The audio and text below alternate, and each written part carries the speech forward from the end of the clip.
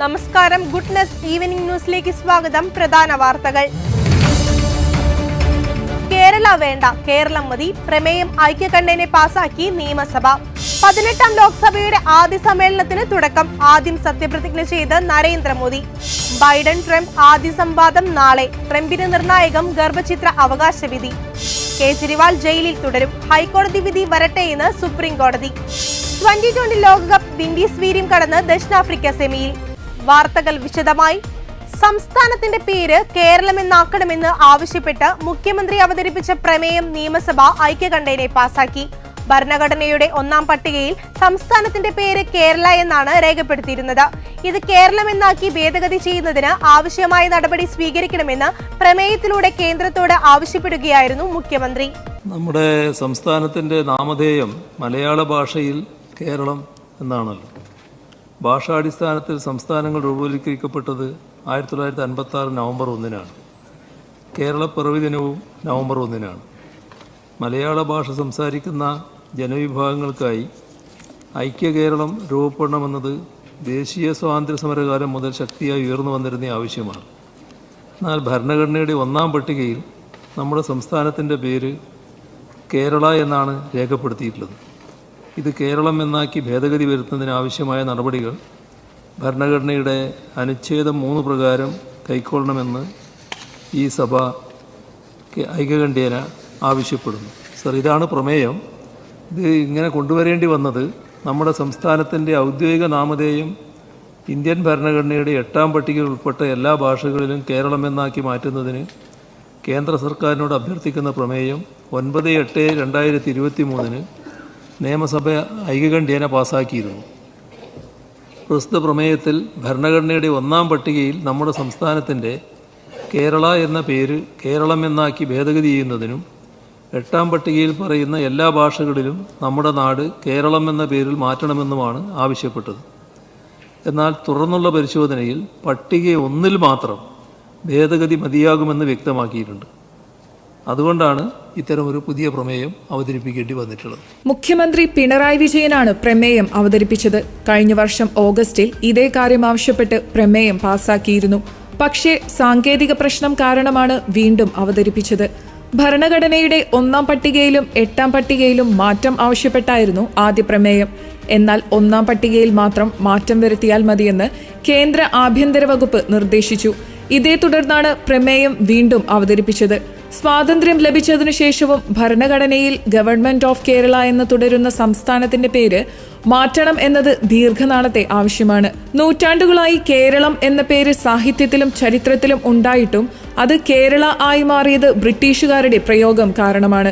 ഐക്യ കേരളം പിറന്ന് 6.5 പതിറ്റാണ്ടായിട്ടും കേരളം എന്ന പേര് തിരിച്ചുപിടിച്ച് എല്ലാ രേഖകളിലും ഒരേപോലെയാക്കാൻ മലയാളികൾക്ക് കഴിഞ്ഞില്ല.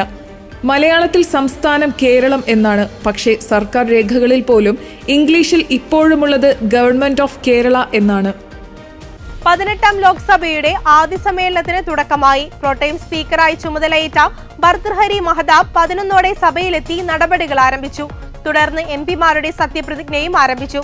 പ്രധാനമന്ത്രി നരേന്ദ്രമോദിയാണ് ആദ്യം സത്യപ്രതിജ്ഞ ചെയ്തത്.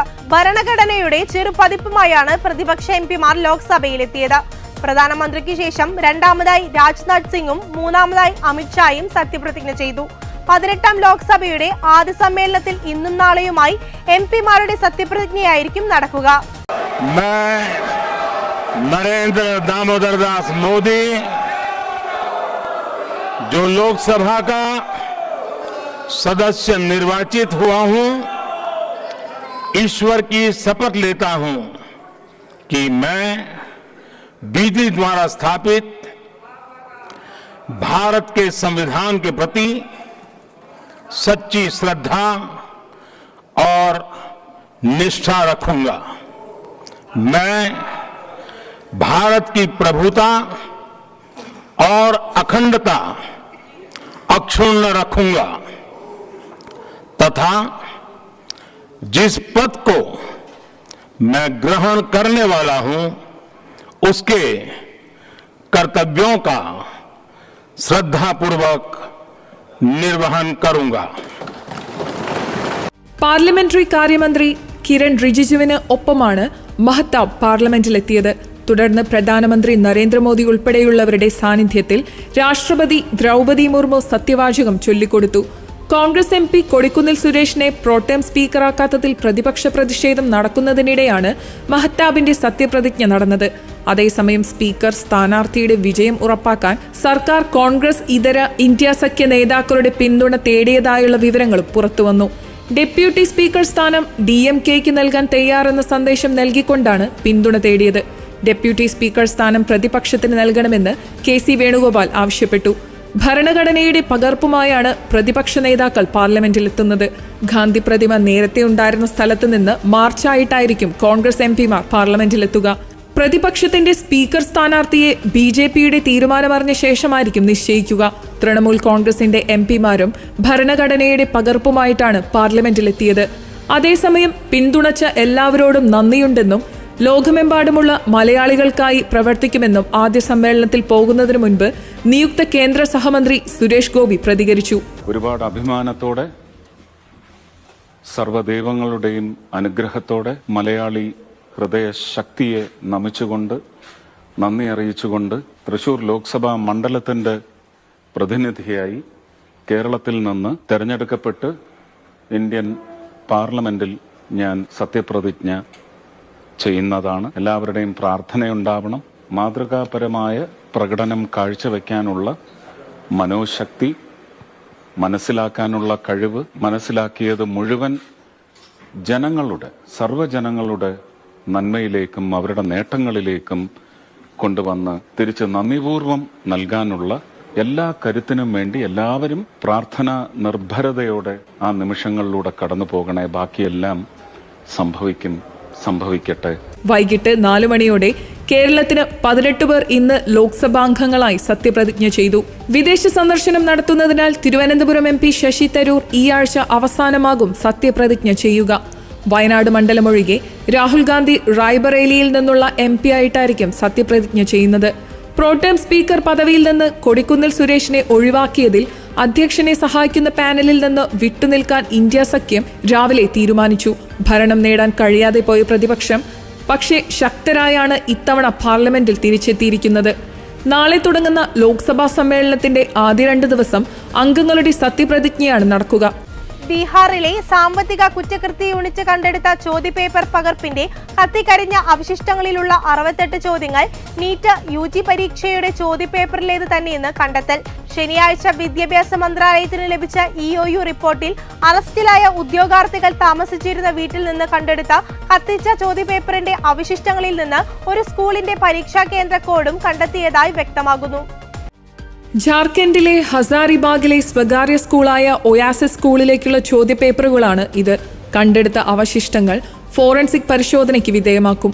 ബീഹാർ പോലീസാണ് CBIക്ക് നിർണായക വിവരം കൈമാറിയത്. അതിനിടെ നീറ്റ് ക്രമക്കേടിൽ ED അന്വേഷണം ആവശ്യപ്പെട്ട് സുപ്രീം കോടതിയിൽ ഹർജി നൽകിയിരുന്നു. കുറ്റാരോപിതർ കള്ളപ്പണം വെളുപ്പിച്ചിട്ടുണ്ടെന്നാണ് ഹർജിക്കാരുടെ വാദം. ഡൽഹി CBI യൂണിറ്റിലെ ഉദ്യോഗസ്ഥരെ 4 സംഘങ്ങളായി തിരിച്ചാണ് അന്വേഷണം പുരോഗമിക്കുന്നത്. NTA ചില ഉദ്യോഗസ്ഥർ അടക്കമുള്ളവർക്ക് CBI ചോദ്യം ചെയ്യലിന് നോട്ടീസ് നൽകും. ചോദ്യപേപ്പർ ചോർച്ചയിൽ പങ്കാളിയായ ഒരു അധ്യാപകനെ CBI കസ്റ്റഡിയിലെടുത്തതായും വിവരമുണ്ട്. പരീക്ഷകളുടെ സുതാര്യത ഉറപ്പാക്കാൻ കേന്ദ്രം നിയോഗിച്ച സമിതിയുടെ ആദ്യ യോഗം ഇന്ന് ഡൽഹിയിൽ ചേരും. ISRO മുൻ ചെയർമാൻ K. രാധാകൃഷ്ണനാണ് സമിതി ചെയർമാൻ. സുബോധ് കുമാറിന് പകരം NTA ഡെപ്യൂട്ടി ജനറലായി വിരമിച്ച IAS ഉദ്യോഗസ്ഥൻ പ്രദീപ് സിംഗ് കരോൾ ഇന്ന് ചുമതലയേൽക്കും. പാർലമെന്റ് സമ്മേളനം ആരംഭിക്കുന്ന സാഹചര്യത്തിൽ വലിയ തോതിലുള്ള പ്രക്ഷോഭത്തിനാണ് പ്രതിപക്ഷ കക്ഷികൾ ആഹ്വാനം ചെയ്തിരിക്കുന്നത്. പാർലമെന്റിൽ പ്രതിപക്ഷം മാന്യത പുലർത്തുമെന്ന് പ്രതീക്ഷിക്കുന്നതായി പ്രധാനമന്ത്രി നരേന്ദ്രമോദി. അടിയന്തരാവസ്ഥ പ്രഖ്യാപിച്ചിട്ട് നാളെ 50 വർഷം തികയുകയാണെന്നും ഭരണഘടന പോലും അന്ന് വിസ്മരിക്കപ്പെട്ടുവെന്നും അദ്ദേഹം ഓർമ്മിപ്പിച്ചു. പുതിയ ലക്ഷ്യത്തോടെ മുന്നോട്ടു പോകുമെന്നും 3ാം തവണ 3 ഇരട്ടി കൂടുതൽ പ്രവർത്തിക്കുമെന്നും 3 ഇരട്ടി കൂടുതൽ നൽകുമെന്നും മോദി പ്രസ്താവിച്ചു. സാമാജികരെ ലോക്സഭയിലേക്ക് സ്വാഗതം ചെയ്യുന്നുവെന്നും നരേന്ദ്രമോദി വ്യക്തമാക്കി. പുതിയ ലക്ഷ്യത്തോടെ മുന്നോട്ടു പോകാനാവട്ടെ എന്ന് എല്ലാവരോടും ആശംസിക്കുന്നു. സ്വാതന്ത്ര്യത്തിനു ശേഷം നമ്മുടെ സ്വന്തം പാർലമെന്റ് മന്ദിരത്തിൽ ആദ്യമായാണ് സത്യപ്രതിജ്ഞ ചടങ്ങ് നടക്കുന്നത്. ഇന്ത്യൻ ജനാധിപത്യത്തിന്റെ ചരിത്ര ദിനമാണിത്. 60 വർഷത്തിനു ശേഷമാണ് തുടർച്ചയായി ഒരു സർക്കാർ 3ാമതും അധികാരത്തിലെത്തുന്നത്. രാജ്യത്തെ നയിക്കാൻ എല്ലാവരുടെയും പിന്തുണ വേണം. എല്ലാവരെയും ഒരുമിച്ച് മുന്നോട്ട് കൊണ്ടുപോവുകയാണ് ലക്ഷ്യം. ഭരണഘടനാ മൂല്യങ്ങൾ പിന്തുടരും. NDA സർക്കാരിന്റെ നയങ്ങളിൽ ജനങ്ങൾ വിശ്വാസമർപ്പിച്ചുവെന്നും പ്രധാനമന്ത്രി എടുത്തു പറഞ്ഞു. ഇന്ത്യക്ക് ഉത്തരവാദിത്വബോധമുള്ള പ്രതിപക്ഷത്തെയാണ് വേണ്ടതെന്നും മുദ്രാവാക്യമല്ല പ്രവൃത്തിയാണ് ജനത്തിന് ആവശ്യമെന്നും പ്രതിപക്ഷത്തെ കുത്തി മോദി പറഞ്ഞു. കലഹങ്ങളല്ല, പാർലമെന്റിൽ ചർച്ചകൾ നടക്കാനാണ് ജനം ആഗ്രഹിക്കുന്നതെന്നും അദ്ദേഹം ചൂണ്ടിക്കാട്ടി. GSTയിലെ കേന്ദ്ര സംസ്ഥാന നികുതി പങ്കുവയ്ക്കൽ അനുപാതം പുനഃപരിശോധിക്കണമെന്ന് ധനമന്ത്രി KN ബാലഗോപാൽ. നിലവിൽ 50:50 എന്നതാണ് അനുപാതം. ഇത് 40:60 മാറ്റണം. GSTയുടെ 60% സംസ്ഥാനങ്ങൾക്ക് ഉറപ്പാക്കണമെന്ന് GST കൗൺസിൽ യോഗത്തിൽ ധനമന്ത്രി KN ബാലഗോപാൽ ആവശ്യപ്പെട്ടു. ഇ-കൊമേഴ്സ് വഴി കച്ചവടം നടക്കുമ്പോൾ ഇ-കൊമേഴ്സ് ഓപ്പറേറ്റർ ഈടാക്കിയ GSTയും വ്യക്തമാക്കി GSTR 8 റിട്ടേൺ ഫയൽ ചെയ്യേണ്ടതുണ്ട്. ഈ GSTR 8 റിട്ടേണിൽ നികുതി എത്രയാണ് എന്നതിലുപരിയായി നികുതി ഏതു സംസ്ഥാനത്തേക്കാണ് പോകേണ്ടതെന്ന വിവരം കൂടി ഉൾപ്പെടുത്താൻ കഴിഞ്ഞ ദിവസം ചേർന്ന GST കൗൺസിൽ യോഗത്തിൽ തീരുമാനമായതായും ധനമന്ത്രി അറിയിച്ചു. കേരളത്തിന് വലിയ പ്രയോജനം ചെയ്യുമെന്ന് പ്രതീക്ഷിക്കുന്ന നിർണായക തീരുമാനമാണിത്. അന്യ സംസ്ഥാനങ്ങളിൽ നിന്ന് ചരക്കുകളും സേവനങ്ങളും ആമസോൺ, ഫ്ലിപ്കാർട്ട് പോലുള്ള ഇ-കൊമേഴ്സ് സ്ഥാപനങ്ങളിൽ കൂടി കേരളത്തിൽ വിൽക്കുന്നവർ ഇവിടുത്തെ ഉപഭോക്താക്കളിൽ നിന്ന് IGST ഈടാക്കുന്നുണ്ട്. എന്നാൽ അവർ സമർപ്പിക്കുന്ന റിട്ടേണുകളിൽ ഉപഭോഗ സംസ്ഥാനം ഏതെന്നത് വ്യക്തമാക്കാത്തതുമൂലം കേരളത്തിന് നികുതി വിഹിതം ലഭ്യമാക്കാത്ത സ്ഥിതിയുണ്ട്. ഇത് പരിഹരിക്കാൻ പുതിയ തീരുമാനം സഹായകമാകും. ഇ-കൊമേഴ്സ് ഓപ്പറേറ്റർമാർ ഫയൽ ചെയ്യുന്ന GSTR 8 റിട്ടേണുകളിൽ ചെറിയ മാറ്റം വരുത്തിയാൽ ഇത് പരിഹരിക്കാനാകുമെന്ന് കേരളം കൗൺസിലിനെ ബോധ്യപ്പെടുത്തി. കേരളം നടത്തിയ പഠനത്തിലൂടെ കണ്ടെത്തിയ വസ്തുതകൾ നിരത്തിയാണ് പ്രശ്നപരിഹാരം തേടിയത്. അത് കൗൺസിൽ അംഗീകരിക്കുകയായിരുന്നുവെന്നും ധനമന്ത്രി വ്യക്തമാക്കി. മദ്യനയ അഴിമതി കേസിൽ ജാമ്യം സംബന്ധിച്ച് ഹൈക്കോടതി ഉത്തരവ് വരുന്നതുവരെ ജയിലിൽ തുടരാൻ ഡൽഹി മുഖ്യമന്ത്രി അരവിന്ദ് കെജ്രിവാളിനോട് സുപ്രീം കോടതി. കേജ്രിവാളിന്റെ ഹർജി ബുധനാഴ്ച പരിശോധിക്കുമെന്നും കോടതി അറിയിച്ചു. ജാമ്യം അനുവദിക്കാത്തത് നീതി നിഷേധമാണെന്ന് കേജ്രിവാളിന്റെ അഭിഭാഷകൻ കോടതിയെ അറിയിച്ചു. കേസിൽ വിചാരണ കോടതി അനുവദിച്ച ജാമ്യം ഹൈക്കോടതി ഇടക്കാലത്തേക്ക് സ്റ്റേ ചെയ്തതിനെതിരെയാണ് അരവിന്ദ് കെജ്രിവാൾ സുപ്രീം കോടതിയെ സമീപിച്ചത്. അതേസമയം നേരത്തെ ഡൽഹി മദ്യനയ അഴിമതി കേസിൽ വിചാരണ കോടതി അനുവദിച്ച ജാമ്യം ഹൈക്കോടതി ഇടക്കാലത്തേക്ക് സ്റ്റേ ചെയ്തതിനെതിരെ മുഖ്യമന്ത്രി അരവിന്ദ് കെജ്രിവാൾ സുപ്രീം കോടതിയെ സമീപിച്ചിരുന്നു. ഹർജിയിൽ വാദം കേൾക്കണമെന്ന് കെജ്രിവാളിന്റെ അഭിഭാഷകൻ അന്ന് ആവശ്യപ്പെട്ടിരുന്നു. ജൂൺ 20-നാണ് വിചാരണ കോടതി കെജ്രിവാളിന് ജാമ്യം അനുവദിച്ചത്. എന്നാൽ വിചാരണ കോടതി നടപടിക്കെതിരെ പിറ്റേന്ന് തന്നെ ED ഹൈക്കോടതിയെ സമീപിച്ചിരുന്നു. തെറ്റായ വിവരങ്ങളുടെ അടിസ്ഥാനത്തിലാണ് വിചാരണ കോടതി ജാമ്യം അനുവദിച്ചതെന്നായിരുന്നു EDയുടെ വാദം. കേസിന്റെ മുഴുവൻ രേഖകളും പഠിക്കാനുണ്ടെന്ന് പറഞ്ഞ ഹൈക്കോടതി വിധി പറയുന്നത് 2-3 ദിവസത്തേക്ക് മാറ്റുന്നുവെന്നും പറഞ്ഞിരുന്നു. ജാമ്യം നൽകിയ വിചാരണ കോടതിയുടെ ഉത്തരവ് അതുവരെ സ്റ്റേ ചെയ്യുന്നുവെന്നും EDയുടെ നടപടിയിൽ കെജ്രിവാളിന്റെ പ്രതികരണം അറിയിക്കാനും നേരത്തെ നിർദ്ദേശിച്ചിരുന്നു. അതുവരെയാണ് വിചാരണ കോടതിയുടെ ഉത്തരവ് സ്റ്റേ ചെയ്തിരിക്കുന്നത്. അപകട മുന്നറിയിപ്പ് അവഗണിച്ച് മത്സ്യബന്ധനത്തിന് പോകുന്നതാണ് മുതലപ്പുഴയിലെ അപകട മരണങ്ങൾക്ക് കാരണമെന്ന് മന്ത്രി സജി ചെറിയാൻ. വിൻസെന്റിന്റെ അടിയന്തര പ്രമേയ നോട്ടീസിന് മറുപടി പറയുകയായിരുന്നു മന്ത്രി. 65.6 കോടി സംസ്ഥാന സർക്കാർ വകയിരുത്തിയെന്നും വിവരങ്ങളെല്ലാം കേന്ദ്ര സർക്കാരിന് നൽകിയെന്നും കേന്ദ്രത്തിന്റെ അനുവാദം ലഭിക്കുന്ന മുറയ്ക്ക് പദ്ധതി നടപ്പാക്കുമെന്നും അദ്ദേഹം സൂചിപ്പിച്ചു. മുതലപ്പുഴയിൽ അടിക്കടി മരണങ്ങളുണ്ടാകുന്നു. കുടുംബങ്ങളെ സംരക്ഷിക്കാൻ സർക്കാർ പരമാവധി കാര്യങ്ങൾ ചെയ്യുന്നുണ്ടെന്നും നിലവിൽ 623 പരമ്പരാഗത വള്ളങ്ങൾ മുതലപ്പുഴയിലുണ്ടെന്നും മണൽ മാറ്റി ചാലിന് ആഴം കൂട്ടുക, ബ്രേക്ക് വാട്ടറിൽ അറ്റകുറ്റപ്പണി, മുന്നറിയിപ്പ് ബോയകൾ സ്ഥാപിക്കുക എന്നിവയാണ് പ്രശ്നപരിഹാരത്തിന് ഇനി ചെയ്യേണ്ടതെന്നും സജി ചെറിയാൻ പറഞ്ഞു. നിരന്തരം സ്ഥിതി അവലോകനം ചെയ്യുന്നുണ്ടെന്നും അദാനി പോർട്ട് അധികൃതരുമായി നിരന്തരം സംസാരിക്കുന്നുണ്ടെന്നും മനുഷ്യ സഹജമായി ചെയ്യാവുന്ന എല്ലാം മുതലപ്പൊഴി പ്രശ്നപരിഹാരത്തിന് ചെയ്തിട്ടുണ്ടെന്നും അദ്ദേഹം വ്യക്തമാക്കി. തുറമുഖം അപകടരഹിതമാക്കാൻ നടപടികൾ എടുക്കുന്നുണ്ടെന്നും വിദഗ്ധ സംഘം പഠനം നടത്തുകയാണെന്നും യുദ്ധകാലാടിസ്ഥാനത്തിൽ പദ്ധതി നടപ്പാക്കാൻ കേന്ദ്ര സർക്കാരിന് പദ്ധതി സമർപ്പിച്ചുവെന്നും സജി ചെറിയാൻ പ്രസ്താവിച്ചു. സർ, എന്റെ പ്രിൻസിപ്പൽ സെക്രട്ടറി 20/1/2024, 2/2/2024, 1/4/2024 ഏറ്റവും അവസാനം അദാനി പോർട്സുമായി ബന്ധപ്പെട്ട് കുറച്ചുകൂടി കാർക്കശ്യമായി ഈ പ്രശ്നം കൈകാര്യം ചെയ്യാൻ ബഹുമാനപ്പെട്ട തുറമുഖ മന്ത്രി ശ്രീ VN വാസവന് ഞാൻ കൂടി പങ്കെടുത്ത് 2 മീറ്റിംഗ് കൂടി. അത് കഴിഞ്ഞിട്ട് ഏറ്റവും അവസാനം ബഹുമാനപ്പെട്ട MLA മന്ത്രി കഴിഞ്ഞ ആഴ്ചയും മീറ്റിംഗ് കൂടി. ഇതിന്റെ ഭാഗമായി ഒരു മനുഷ്യ സഹജമായി ചെയ്യാവുന്ന മുഴുവൻ കാര്യങ്ങളും ചെയ്തിട്ടുണ്ട് എന്ന് വളരെ അഭിമാനത്തോടെ ഈ സഭയിൽ പറയാൻ ഞാൻ ആഗ്രഹിക്കുന്നു. അത് ഞാൻ ഇവിടെ പറയാനാണ് ഉദ്ദേശിക്കുന്നത്. സാറേ, ഈ ആഴം നിലനിർത്താൻ വേണ്ടിയുള്ള നിർദ്ദേശത്തിന്റെ ഭാഗമായി ഏറ്റവും അവസാനം ഞങ്ങൾ കൂടി തീരുമാനിച്ചപ്പോൾ അദാനി പോർട്സിന് അവിടെ ഡ്രഡ്ജിങ്ങിനുള്ള മെഷീൻ കൊണ്ടുവരാൻ കഴിയില്ല, ഭയങ്കരമായ ഈ തിരമാലയുടെ പ്രശ്നം. അതിന്റെ ഭാഗമായി 3 ലോങ് ബൂം എക്സ്കവേറ്ററും 2 ഷോർട്ട് ബൂം എക്സ്കവേറ്ററും ഉപയോഗിച്ച് മണൽ ഇപ്പോൾ നിലവിൽ നീക്കം ചെയ്തു വരുന്നുണ്ട്. സാർ, മേൽ പറഞ്ഞ കാര്യങ്ങൾ പൂർത്തീകരിക്കുന്നതിന് കുറച്ച് സാവകാശം വേണമെന്ന് പറഞ്ഞ അടിസ്ഥാനത്തിൽ 11/6/2024 വരെ കാലാവധി നീട്ടിക്കൊടുത്തു. ഇപ്പോഴും ഇനിയും കാലാവധി നീട്ടുന്നതിന് വേണ്ടിയുള്ള ചില നിർദ്ദേശം വന്നിട്ടുണ്ട്. പക്ഷേ അത് കാലാവധി നീട്ടണോ അതോ സംസ്ഥാന ഗവൺമെന്റ് തന്നെ ആ കരാറിൽ നിന്ന് ഇപ്പോൾ അവസാനിക്കാൻ പോവുകയാണ്, ധാരണാപത്രത്തിൽ മാറി നേരിട്ട് നമ്മൾ ആഴം കൂട്ടൽ പ്രക്രിയ ആരംഭിക്കണോ എന്നതിനെ പറ്റി നമുക്ക് ചിന്തിച്ചുകൊണ്ടിരിക്കുകയാണ്. എന്നാൽ മുതലപ്പൊഴിയിൽ യോഗങ്ങൾ മാത്രമാണ് നടക്കുന്നതെന്നും മരണങ്ങളെക്കുറിച്ചുള്ള സർക്കാർ കണക്കുകൾ തെറ്റാണെന്നും അടിയന്തര പ്രമേയ നോട്ടീസ് കൊണ്ടുവന്ന എം വിൻസെന്റ് കുറ്റപ്പെടുത്തി. രോഗി മരിച്ചിട്ടും മന്ത്രി ശസ്ത്രക്രിയയെക്കുറിച്ച് വാചാലനാകുകയായിരുന്നുവെന്നും അപകടം ഉണ്ടാകുമെന്നറിഞ്ഞിട്ടും മത്സ്യത്തൊഴിലാളികൾ കടലിൽ പോകുന്നത് പട്ടിണി കൊണ്ടാണെന്നും ഡ്രഡ്ജിംഗ് ആണ് മുതലപ്പൊഴിയിലെ പ്രശ്നമെന്നും ആവർത്തിച്ച് യോഗം കൂടിയിട്ടും ഒന്നും നടക്കുന്നില്ല എന്നത് മറച്ചുവെക്കാനാവാത്ത സത്യമാണെന്നും അദ്ദേഹം വിമർശിച്ചു. JCB ഉപയോഗിച്ച് ഡ്രഡ്ജിംഗ് നടത്തി കണ്ണിൽ പൊടിയിടുകയാണ് ഇപ്പോൾ ചെയ്യുന്നത്. കോടിക്കണക്കിന് രൂപ മുടക്കി ഹെലികോപ്റ്റർ വാടകയ്ക്കെടുക്കുന്ന സർക്കാരിന് ഡ്രഡ്ജർ വാടകയ്ക്കെടുക്കാൻ കഴിയില്ല എന്ന ചോദ്യവും അദ്ദേഹം ഉന്നയിച്ചു. സർക്കാർ അദാനിയുമായി ഒത്തുകളിക്കുന്നുവെന്നും കരാർ പ്രകാരമുള്ള കാര്യങ്ങൾ നടത്തിയെടുക്കാനുള്ള ഇച്ഛാശക്തി സർക്കാർ കാണിക്കണമെന്നും മരിച്ചവരുടെ കണക്ക് മാത്രമല്ല മുതലപ്പൊഴി മരിച്ചു ജീവിക്കുന്നവരുടെ കൂടിയാണെന്ന് സർക്കാർ തിരിച്ചറിയണമെന്നും അദ്ദേഹം ആവശ്യപ്പെട്ടു.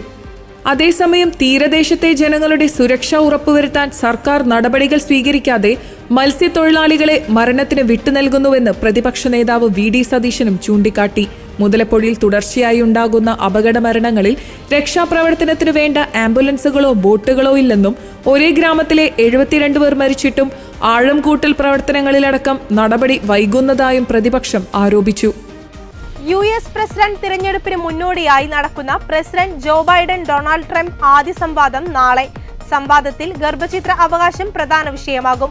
2 വർഷം മുൻപ് US സുപ്രീം കോടതി ഗർഭചിത്രത്തിനായുള്ള ഭരണഘടനാപരമായ അവകാശങ്ങൾ റദ്ദു ചെയ്തിരുന്നു. തുടർന്ന് വലിയ പ്രതിഷേധ സമരങ്ങളാണ് രാജ്യത്ത് അരങ്ങേറിയത്. ട്രംപിന്റെ റിപ്പബ്ലിക്കൻ പാർട്ടിക്ക് പല സംസ്ഥാനങ്ങളിലെയും ഭൂരിപക്ഷം നഷ്ടപ്പെടാനും ഇത് കാരണമായെന്ന വിലയിരുത്തൽ ഉള്ളതുകൊണ്ട് തന്നെ നാളെ നടക്കാനിരിക്കുന്ന സംവാദത്തിലെ നിലപാടുകൾ തെരഞ്ഞെടുപ്പിൽ നിർണായകമാവും. 2022 ജൂൺ 24-നാണ് ഗർഭഛിദ്ര അവകാശങ്ങൾ സംരക്ഷിച്ചിരുന്ന ചരിത്രവിധി സുപ്രീം കോടതി അസാധുവാക്കുകയും ഗർഭഛിദ്രത്തിൽ തീരുമാനമെടുക്കാനുള്ള അവകാശം സംസ്ഥാനങ്ങൾക്ക് വിട്ടുകൊടുക്കുകയും ചെയ്തത്. സുപ്രീം കോടതിയിൽ ട്രംപിന്റെ റിപ്പബ്ലിക്കൻ പാർട്ടിക്കുള്ള ഭൂരിപക്ഷത്തിന്റെ പിൻബലത്തിലായിരുന്നു ഈ നീക്കം. തുടർന്ന് രാജ്യത്തെ ചില സംസ്ഥാനങ്ങളിൽ ഗർഭഛിദ്രം നിയമപരമാവുകയും മറ്റു സംസ്ഥാനങ്ങളിൽ നിയമവിരുദ്ധമാവുകയും ചെയ്തു. പല ക്ലിനിക്കുകളും അടച്ചുപൂട്ടുന്ന അവസ്ഥയുമുണ്ടായി. ഇത് മൗലികാവകാശങ്ങളുടെ ലംഘനമായി കണ്ട് വിവിധ സംഘടനകൾ രംഗത്തെത്തി. പ്രതീക്ഷിച്ചതിലും വലിയ പ്രത്യാഘാതമാണ് കോടതി വിധി രാജ്യത്തുണ്ടാക്കിയത്. നവംബറിലെ തെരഞ്ഞെടുപ്പിൽ പ്രത്യുൽപാദന അവകാശങ്ങളെ സംബന്ധിക്കുന്ന തീരുമാനങ്ങൾ നിർണായകമാണെന്നും ബൈഡന്റെ തെരഞ്ഞെടുപ്പ് സംവാദങ്ങളിൽ ഡെമോക്രാറ്റിക് പാർട്ടിയുടെ ഗർഭഛിദ്ര നയങ്ങളിൽ വ്യക്തത നൽകുമെന്നും വൈസ് പ്രസിഡന്റ് കമല ഹാരിസ് ഇതിനിടെ പ്രതികരിച്ചു. സ്വന്തം ശരീരത്തെക്കുറിച്ച് തീരുമാനമെടുക്കാനുള്ള സ്വാതന്ത്ര്യം മൗലിക അവകാശമാണ്. അതില്ലാതാക്കാൻ കഴിയുമെങ്കിൽ മറ്റെന്തെല്ലാം അവകാശങ്ങൾ ഇല്ലാതാക്കപ്പെടുമെന്ന് ഏതു ലിംഗത്തിൽപ്പെട്ടവരും മനസ്സിലാക്കണമെന്നും സംവാദത്തിൽ ഡെമോക്രാറ്റിക് പാർട്ടി എടുക്കുന്ന നിലപാടുകളെക്കുറിച്ചുള്ള ചോദ്യത്തിന് കമല ഹാരിസ് മറുപടി നൽകി. സംസ്ഥാനത്ത് ഇന്നും അതിശക്തമായ മഴ. 3 ജില്ലകളിൽ ഓറഞ്ച് അലേർട്ടും 8 ജില്ലകളിൽ യെല്ലോ അലേർട്ടും പ്രഖ്യാപിച്ചിരുന്നു. കണ്ണൂർ, കോഴിക്കോട്, കാസർഗോഡ് ജില്ലകളിലാണ് ഓറഞ്ച് അലേർട്ട്. അതിശക്തമായ കാറ്റും മഴയുമാണ് ഈ ജില്ലകളിൽ പ്രവചിച്ചിരുന്നത്. പത്തനംതിട്ട, ആലപ്പുഴ, കോട്ടയം, എറണാകുളം, ഇടുക്കി, തൃശൂർ, പാലക്കാട്, മലപ്പുറം ജില്ലകളിൽ യെല്ലോ അലേർട്ടാണ്. കടലോര മേഖലയിൽ അതിശക്തമായ തിരമാലയ്ക്കും കാറ്റിനും സാധ്യതയുള്ളതിനാൽ മത്സ്യത്തൊഴിലാളികൾ കടലിൽ പോകരുതെന്ന് മുന്നറിയിപ്പുണ്ട്. കാസർഗോഡ്, കണ്ണൂർ, തിരുവനന്തപുരം ജില്ലകളിലെ തീരങ്ങളിൽ നാളെ രാത്രി 11:30 വരെ 2.9 മുതൽ 3.4 മീറ്റർ വരെ ഉയർന്ന തിരമാലയ്ക്കും കടലാക്രമണത്തിനും സാധ്യതയുണ്ടെന്നാണ് ദേശീയ സമുദ്രസ്ഥിതി പഠന ഗവേഷണ കേന്ദ്രം അറിയിച്ചിരിക്കുന്നത്. കേരള തീരത്തും തമിഴ്നാട് തീരത്തും കള്ളക്കടൽ പ്രതിഭാസത്തിനും ഉയർന്ന തിരമാലയ്ക്കും സാധ്യതയുണ്ടെന്നും അറിയിപ്പുണ്ട്. സ്പോർട്സ്. ഇനി 2020 ലോകകപ്പ് വിശേഷങ്ങളിലേക്ക്.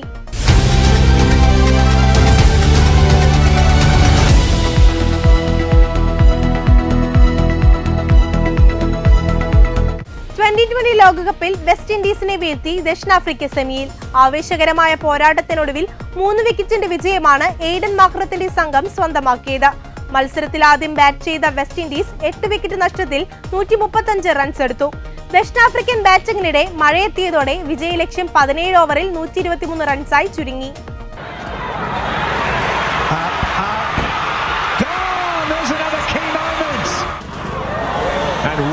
Into the zone.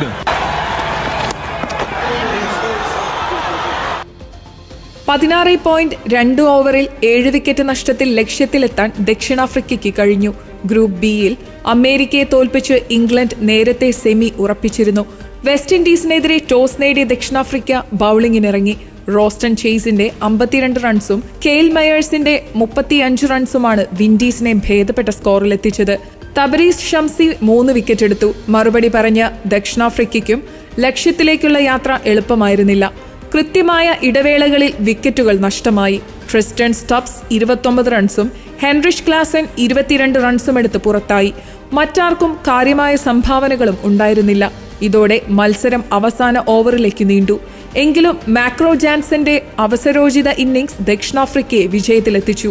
14 പന്തിൽ 1 4ഉം 1 6ഉം സഹിതം 21 റൺസുമായി ജാൻസൺ പുറത്താകാതെ നിന്നു. അതേസമയം സൂപ്പർ 8 പോരാട്ടത്തിൽ ഇന്ത്യ ഇന്ന് ഓസ്ട്രേലിയയെ നേരിടും. ഇതോടെ ഗുഡ്നസ് ഈവനിംഗ് ന്യൂസ് സമാപിച്ചിരിക്കുന്നു. കൂടുതൽ വാർത്താ അപ്ഡേറ്റുകൾക്കായി ഗുഡ്നസ് ന്യൂസ് ഓൺലൈൻ സന്ദർശിക്കുക. നന്ദി.